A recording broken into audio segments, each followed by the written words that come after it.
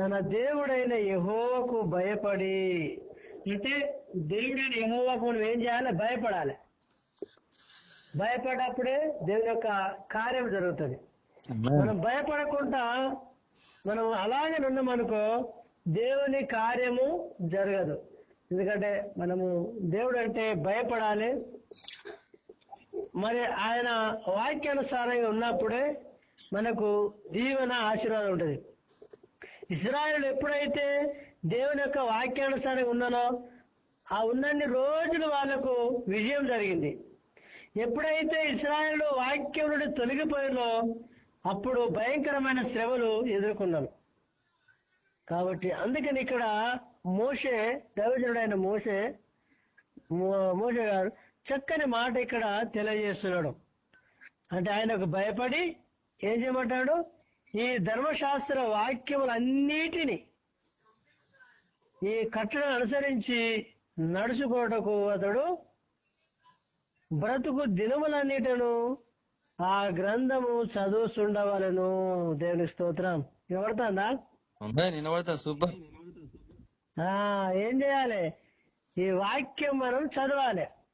ఈ వాక్యం చదివామనుకో మనం కుడికి గాని ఎడమకి గాని మనము తొలగిపోకుండా వాక్యం మనలను కాపాడుతుంది. అందుకనే ఈ యొక్క గ్రంథాన్ని మనం చదవాలి. ఈ గ్రంథం చదివినప్పుడు ఆ మాటలు మన హృదయంలో ఉన్నప్పుడు మనము కుడికి ఎడమకు మనము తొలగిపోకుండా మనం జాగ్రత్తగా ఉంటాం. అయితే అనుసరించి నడుచుకోవటకు అతడు బ్రతుకు దినములన్నిటి, అంటే ఒక్కరోజు 2 రోజులు 4 రోజులు బైబిల్ చదివి మానేయడం కాదు. ఈ భూలోకంలో ఉన్నంత సేపు మనం దేవుని వాక్యం ప్రతిరోజు ఒక అధ్యాయం చదువుకొని ధ్యానం చేసి అందులో ఉన్న సత్యాలు మనం గుర్తెరిగి దాని ప్రకారం మనం జీవించి ప్రార్థన చేసుకుంటే మనకు ఆశీర్వాదం దేవుడు ఉంటుంది. దేవుని యొక్క వాక్యం మనం చదివితే మనకు ఆశీర్వాదము జీవము ఉంటది. అందుకని ఇక్కడ మరి ఆయన వాక్యము బ్రతుకు దినములన్నిటిను ఆయన గ్రంథము చదువుతుండవలను. దేవుని యొక్క బైబిల్ ఎందుకు చదవాలి అంటే మనం బైబిల్ చదివితే మన బ్రతుకు మారుతుంది. బైబిల్ చదివితే మనకున్న సమస్యలు తొలగిపోతాయి. బైబిల్ చదివితే మనకున్న మరి కష్టాలు, ఇబ్బందులు, శ్రమలు ఇవన్నీ తొలగిపోతాయి. దేవుడు మనకు దగ్గర ఉంటాడు. బైబిల్ చదవకపోతే శ్రమలు, సమస్యలు, కష్టాలు, ఇబ్బందులు మరి ఇవన్నీ మనకు దగ్గర అయితే లాస్ట్కు మనము దేవునికి దూరమయ్యే అవకాశాలు కూడా ఏర్పడతాయి. ఎందుకంటే నీ వాక్యమే నన్ను బ్రతికించును, నా బాధ మీదే నాకు నెమ్మది కలిగించదని కీర్తన 119లో మరి అవి అనుకుంటా మరి అక్కడ రాయబడి ఉంటుంది. ఒకసారి చదువుతావా? కీర్తన 119. చదువుతాం. 119 అనుకుంటా. చూడొకసారి. 119 50 అనుకుంటా. చూడు అక్కడ నీ వాక్యం నన్ను బ్రతికించునని ఉంటది. 50.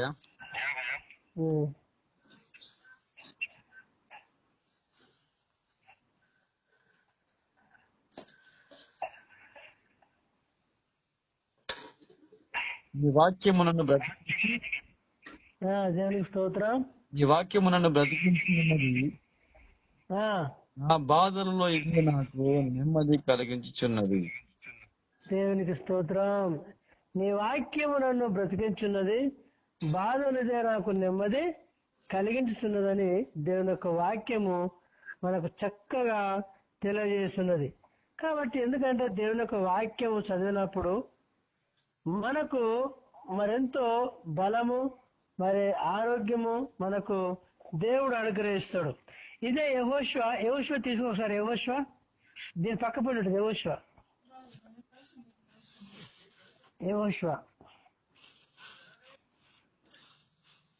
యెహోషువనా? యెహోషువ 6 కాను చదువు, చక్కగా అర్థమవుతుంది.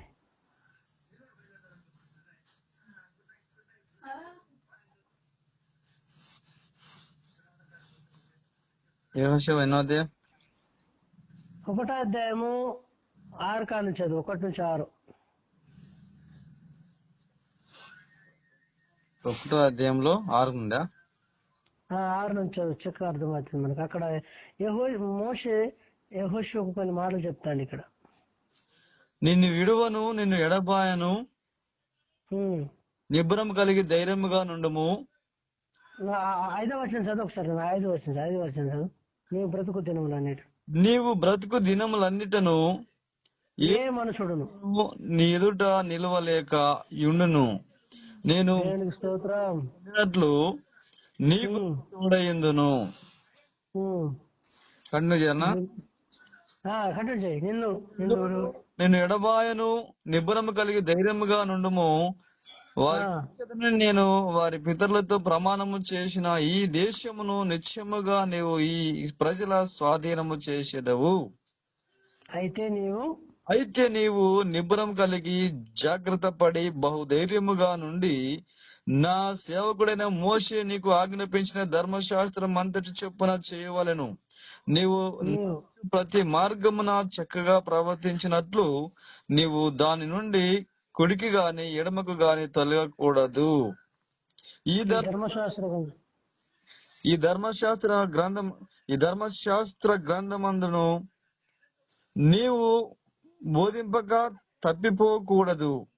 దానిలో వ్రాయబడిన వాటన్నిటి ప్రకారము చేయుటకు నీవు జాగ్రత్త పడినట్లు దీవారాత్రము దాన్ని ధ్యానించిన ఎడల నీ మార్గమును వర్ధిల్ల చేసుకొని చక్కగా ప్రవర్తించదవు. దేవునికి స్తోత్రం.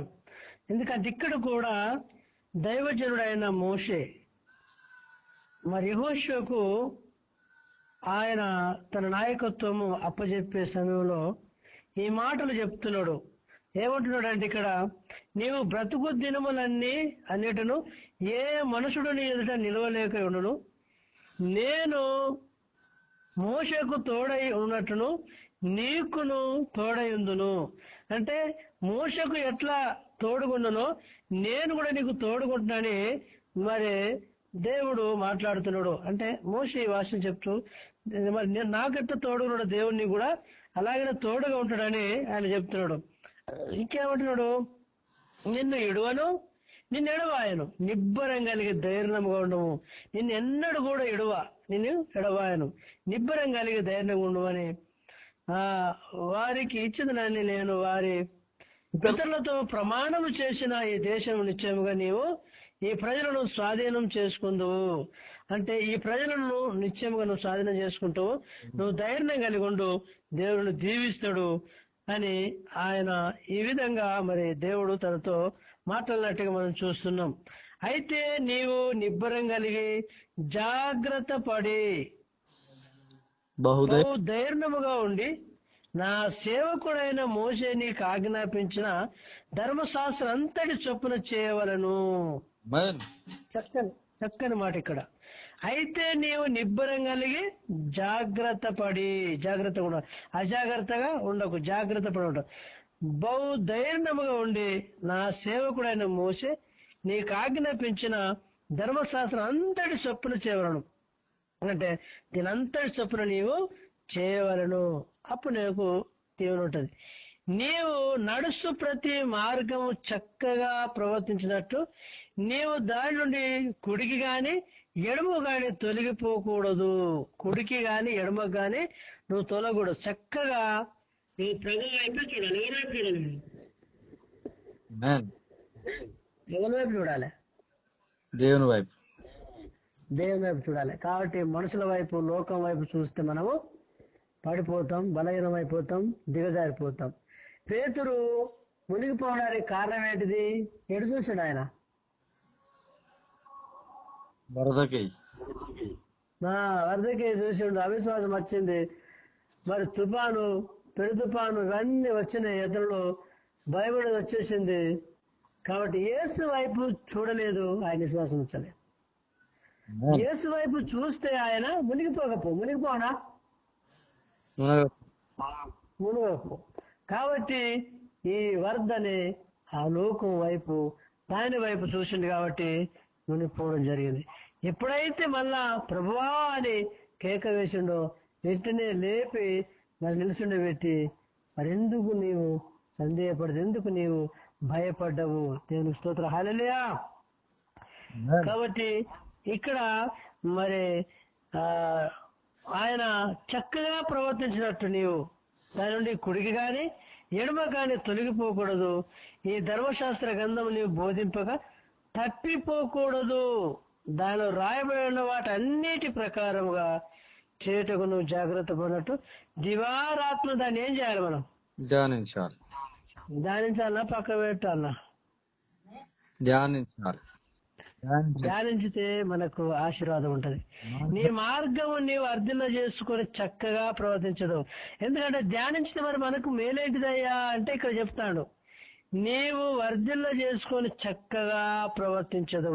ఇదే మన గొప్ప మేలు. దీనికి వాక్యాన్ని చదివి దాన్ని మనం ధ్యానించి మూడవది మన హృదయంలో దాన్ని భద్రపరచుకోవాలి. ఒకటి చదవాలి, రెండోది ధ్యానించాలి, మూడోది ఏం చేయాలి? ప్రవర్తించాలి. ప్రవర్తించాలి. మన హృదయంలో భద్రపరచుకోవాలి, ప్రవర్తించాలి. నడుచుకోవాలి. అప్పుడు దేవుడు నడుచుకోవాలి. నడుచుకోవాలి. అప్పుడు దేవుడు మన పట్ల ఉంటాడు. అందుకని ఇక్కడ మరి యెహోషువతో మాట్లాడిన దేవుడు ఈ రోజు మనతో మాట్లాడుతున్నాడు. దేవునికి స్తోత్రం. హల్లెలూయా. కాబట్టి మరి నీ మార్గం వర్ధన చేసుకొని చక్కగా ప్రవర్తించడం నేను నీకు ఆజ్ఞాపించుచున్నా కదా. నిబ్బరంగా ధైర్యంగా ఉండము, దిగులు పడకము, జడేకము. నీవు నడుచు మార్గం అంతటిలో నీ దేవుడైన యెహోవా నీకు తోడై ఉన్నాడు. తోడై ఉన్నాను అంటే యెహోషువకు ఎట్లా దేవుడు తోడుగా ఉన్నాడో మనకు కూడా దేవుడు తోడుగా ఉండడానికి ఆయన సిద్ధంగా ఉన్నాడు. కాబట్టి మనం కూడా సిద్ధంగా ఉండాలి. మనం సిద్ధంగా ఉంటేనే దేవుడు మనకు తోడుగా ఉంటాడు. కాబట్టి దావీదు సిద్ధంగా ఉన్నాడు, దేవుడు తోడుగా ఉన్నాడు. గొలియాతు ఏం చేసిండు? గొలియాతును ఓడగొట్టాడు. దేవునికి స్తోత్రం. ఎందుకంటే దావీదు సిద్ధంగా ఉన్నాడు, దేవుడు తన పక్షం ఉన్నాడు, యుద్ధము యెహోవాది అన్నాడు, గొలియాతు నీకు చేయాలని. దేవుడు తోడుగా లేకపోతే ఆ కార్యం జరుగునా? జరగకపో. ఎరుకో గోడలు కూల్చడానికి కొరకు దేవుడు తోడుకుంటేనే యెహోషువకు ఎరుకో గోడలు కూల్చబడ్డాయి. అద్భుత కార్యం జరిగిపోయింది. ఆయన మధ్యలో కార్యం ఆగిపోయింది. ఎందుకు ఈ కార్యం ఆగిందని మళ్ళీ పశ్చాత్తాపడి ప్రార్థన చేస్తే ఇక్కడ ఒక మరి తప్పిదం జరిగిందని దేవుడు అది చూపెట్టిండు ఆకాను విషయంలో. ఎప్పుడైతే దాన్ని మరి తొలగించిండో అప్పుడు వాళ్లకు విజయం జరిగింది. దేవుని స్తోత్రం. కాబట్టి ఎందుకంటే దేవుడు కార్యము జరుగుతలేదు అంటే మనం ఒక్కసారి చూడాలి. యెహోషువ కదా ఎట్లా మరి పరిశీలన చేసిండో మనం కూడా అలా పరిశీలన చేసినప్పుడు దేవుడు అద్భుత కార్యం చేయడానికి దేవుడు సిద్ధంగా ఉన్నాడు. స్తోత్రం. కాబట్టి ఇక్కడ మరి నిబ్బరం కలిగి ధైర్యంగా ఉండమంటాడు. ఎందుకు నొక్కి చెప్తున్నాడు ఈ మాట అంటే అధైర్య పడవద్దు. ఎప్పుడైనా కానీ ధైర్యమే మనకు వెళ్తూ ముందుకు తీసుకెళ్తాను. ధైర్యం లేకపోతే మనము ముందుకు అడిగేయలేం, ఏ పని కూడా చేయలేం. ధైర్యం ఉంటేనే ఏ పని అయినా చేయగలుగుతాం. అందుకనే మరి యెహోషువ నీవు ధైర్యంగా ఉండము, మోషకు ఎట్లా నేను తోడుగున్నానో నీకు కూడా నేను తోడుగా ఉంటాను. దేవుడు చక్కగా ఈరోజు మరి ఈ మాటలు మనతో దేవుడు మాట్లాడుతున్నాడు. చివరి ఒక మాట కీర్తన గ్రంథం 1వ అధ్యాయము 2-3 వచనాలు అక్కడ ఉంటాయి చూడు. 3వ వచనం 4వ వచనం ఉంటుంది. కీర్తన గ్రంథం 1వ అధ్యాయం ఆ మాట చదివి ప్రార్థన చేస్తున్నా. కీర్తన 1వ అధ్యాయం ఎన్నో వచనం చదవాలి? యెహోవా ధర్మశాస్త్రం ఉంటుంది చూడు అక్కడ 2వ వచనం. యెహోవా ధర్మశాస్త్రము నందు ఆనందించు దీవారాత్రము దానిని ధ్యానించువాడు ధన్యుడు. అతడు కాలువల ఏరున నాటబడినదై ఆకు వాడక తన కాలమందు ఫలమిచ్చు చెట్టు వలె నుండును. అతడు చేయనదంతయు సఫలమగును. స్తోత్రం. యెహోవా ధర్మశాస్త్రమందు ఆనందించు దివారాత్మ దాన్ని ధ్యానించిన వాడు ధన్యుడు. ఎందుకంటే యెహోవా ధర్మశాస్త్రం చదవాలి, రెండోది మనం ధ్యానించాలి. అతడు నీటి కాలువ నాటబడినదై ఆకు వాడక తన కాలమందు ఫలము ఇచ్చును. దేవునికి స్తోత్రం. యెహోవా ధర్మశాస్త్రమందు మనము చదివి ధ్యానించి ఆనందించితే నీటి కాలువ చెట్టు ఏ రకంగా ఏపుగా పెరిగి మంచి ఫలాలను ఇస్తుందో మనము కూడా అలాంటి ఫలాలను ఇవ్వడానికి సిద్ధంగా ఉన్నాం. అతడు చేయనంతయు సఫలం. నువ్వే పని చేస్తూ ఆ పనిలో దేవుడు విజయం అనుగ్రహిస్తాడు. వ్యవసాయమా, వ్యాపారమా, లేకపోతే బిజినెసా, లేకపోతే సేవనా, లేకపోతే ఏ పనైనా నువ్వే పని దేవుడిని ముందు పెట్టి మనం ఏ పని అయితే చేసుకుంటామో ఆ పనిలో దేవుడు మనకు తోడుగా ఉంటాడు. ఎందుకంటే మనం దేవుని వాక్యం చదువుతాను, ధ్యానం చేస్తాను, దాని ప్రకారం మనం జీవించుతున్నాం. మనం ప్రతిదినం దేవుని ప్రార్థన చేస్తున్నాం, మనం సరి చేసుకుంటున్నాం. మనలో ఏమైనా పొరపాటు అవకతవకలు ఉన్నప్పుడు మనం సరి చేసుకొని ఒప్పుకొని పశ్చాత్తాపడి ముందుకు అడిగేస్తున్నాం. అప్పుడు దేవుడు మన హృదయాన్ని చూసి మనకు ఏదైతే అవసరమో దేవుడు తప్పకుండా అది అనుగ్రహించడానికి దేవుడు సిద్ధంగా ఉన్నాడు. అందుకనే మరి 3 విషయాలు మనము నేర్చుకున్నాం. మొట్టమొదటిగా మనము బతుకు దినములన్నీ దేవుని వాక్యం బైబిల్ చదవాలి. రెండోది ఋషులతో మాట్లాడిన దేవుడు మనతో మాట్లాడిండు. మూడవది మనం కీర్తనలో మనం చూసినాం, యెహోవా ధర్మశాస్త్రం చదివితే మనకే పని చేసుకున్నా ఏది చేసుకున్నా అందులో మనకు విజయం, అపజయం అనేది ఉండదు. అక్కడికి అపజయం ఉంటుందా? యెహోషుకు విజయం ఉన్నది, యోసేపుకు విజయం ఉన్నది. దేశానికి ఐగుప్తు దేశానికి రాజుగా చేసిండు. ఆయన వాక్యం చదువుకున్నాడు, ప్రార్థన చేసుకున్నాడు. ఎన్ని నిందలు వచ్చినా అవమానాలు వచ్చినా భరించి ముందుకు అడిగేసిండు. శ్రమలు వచ్చినా గాని వెంటనే అతన్ని తీసి ఆ దేశానికి ఒక రాజుగా చేశాడు. కాబట్టి ఇంకా మనం చూస్తే పరాయి దేశంలో పరదేశిగా వచ్చిన దానియేలు ఆ బబులోని దేశానికి 3వ అధిపతిగా నియమించబడ్డాడు. ఎట్లా నియమించబడ్డాడు? ఎందుకు నియమించబడ్డాడు ఆయన? చెప్పు హల్లెలూయా. ఆయన దేవుని వాక్యాన్ని చదివాడు, ప్రార్థన చేసుకున్నాడు, దేవుని యందు భయభక్తులు ఉన్నాడు. వాళ్ళు చెప్పిన సిద్ధాంతాలు ఆయన పాటించలే. మొట్టమొదటి ఆయన పరీక్ష ఏంటిది? భోజనం కాడ పరీక్ష.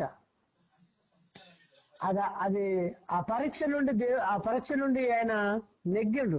కాబట్టి దేవుడు వాళ్ళని దీవించిండు. దేవునికి స్తోత్రం. ఆ కాను నుంచి దేవుడు వాళ్ళకి తోడు ఉన్నాడు. మొట్టమొదటి పరీక్ష అది. ఎప్పుడు కూడా వాళ్ళకి ఎన్ని శ్రమలు సమస్యలు వచ్చినా దేవుని నుండి వైదొలగలేదు. వాళ్ళ జీవితాలు ఒకసారి ఆలోచన చేస్తే, షడ్రకు మేష అబద్ధుగాల జీవితాలు ఆలోచన చేస్తే అద్భుతమైన విషయం.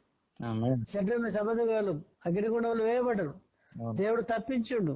మరి దానియేలు కూడా సింహంలో వేసాడు, దేవుడు తప్పించుండు. ఎందుకు తప్పించబడ్డాడు? కారణం దేవుని వాక్యాన్ని చదివి ధ్యానం చేసి ప్రార్థన చేసుకున్నారు. భయభక్తులు గల వారై ఉన్నారు కనుక.